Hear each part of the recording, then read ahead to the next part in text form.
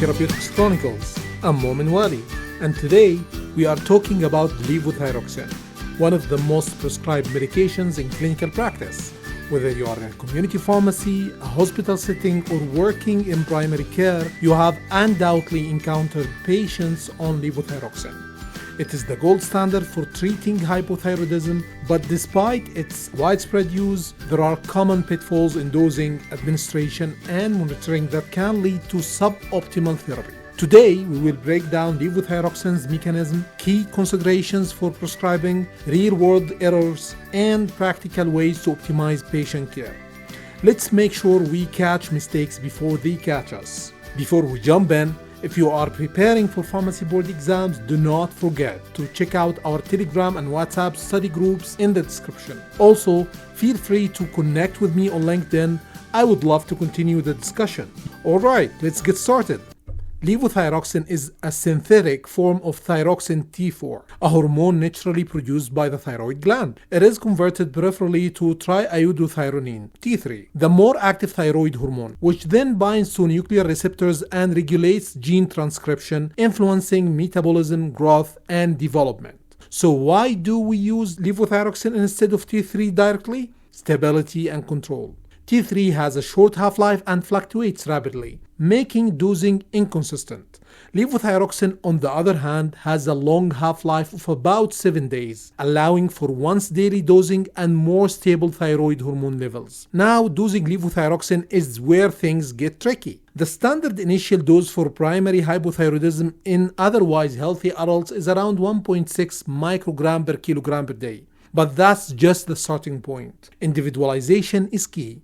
Elderly patients and those with cardiovascular disease require lower initial doses, often around 12.5 to 20 microgram per day, to avoid precipitating arrhythmias or angina. Meanwhile, younger, healthier patients may tolerate higher doses from the get-go. Then we have weight-based dosing. But with obesity being so common, should we use actual body weight or ideal body weight? Most guidelines recommend using ideal body weight to avoid overdosing, especially in patients with significant adiposity. Now, let's talk about one of the biggest errors in levothyroxine therapy: administration timing. Levothyroxine should be taken on an empty stomach at least 30 to 60 minutes before breakfast or 3 to 4 hours after the last meal of the day. Why? Absorption is highly variable and is significantly reduced by food, especially calcium-rich and high-fiber meals. And speaking of absorption, drug interactions are a huge issue. Calcium supplements, iron, proton pump inhibitors, and even coffee can impair levothyroxine absorption. Patients taking these concurrently should space them apart from levothyroxine by at least 4 hours.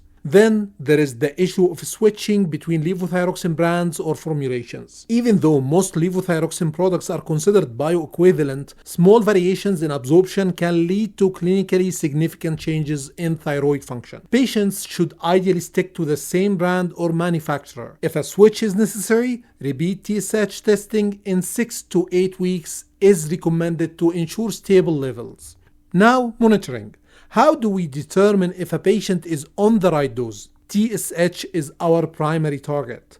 In primary hypothyroidism, TSH should be checked about 6 weeks after initiation or dose adjustment. The goal is typically to maintain TSH within the reference range, usually around 0.4 to 4 ml/unit per liter. But this may be individualized based on symptoms and comorbidities. For patients with secondary or central hypothyroidism, where the pituitary fails to produce TSH appropriately, we rely on free T4 levels instead. So let's talk real-world cases, because these situations happen all the time. First, a 55-year-old woman with hypothyroidism presents with persistent fatigue and weight gain. Her TSH is 7.8 ml/unit per liter despite taking 100 microgram of levothyroxine daily. A little investigation reveals she frequently takes her dose with breakfast and occasionally forgets doses. classic adherence issue. Reinforced the importance of taking levothyroxine on an empty stomach and at the same time every day. A pill box or reminder alarms can improve adherence.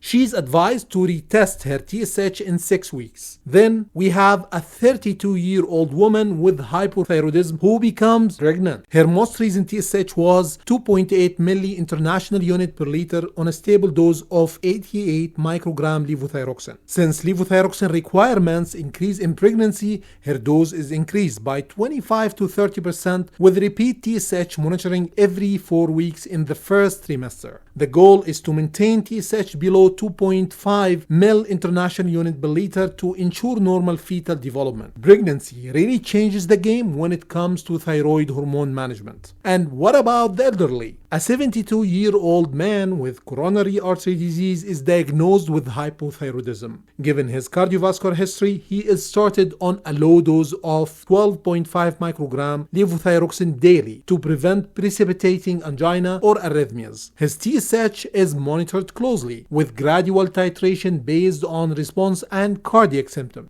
Slow and steady wins the race with older adults. So what happens when we overshoot or undershoot therapy? If a patient is over-replaced, meaning they are getting too much levothyroxine, they may present with signs of hyperthyroidism, palpitations, weight loss, tremors, heat intolerance, and even atrial fibrillation. Long-term overtreatment also increases the risk of osteoporosis, especially in postmenopausal women. Undertreatment, on the other hand, means hypothyroid symptoms persist. Fatigue, weight gain, constipation, cold intolerance, and in severe cases, myxedema.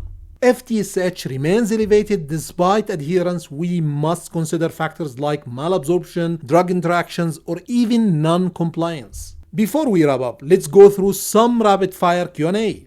What is the recommended administration timing for levothyroxine? At least 30 to 60 minutes before breakfast or 3 to 4 hours after the last meal. What are the most common medications that interfere with levothyroxine absorption? Calcium, iron, proton pump inhibitors, and coffee. What lab test is primarily used to monitor therapy in primary hypothyroidism? TSH. How often should TSH be checked after dose changes? Every 6 weeks. Why should patients remain on the same brand of levothyroxine? Small variations in bioavailability can affect thyroid level. And that's it for today's episode. If you found this helpful, subscribe and share it with your colleagues.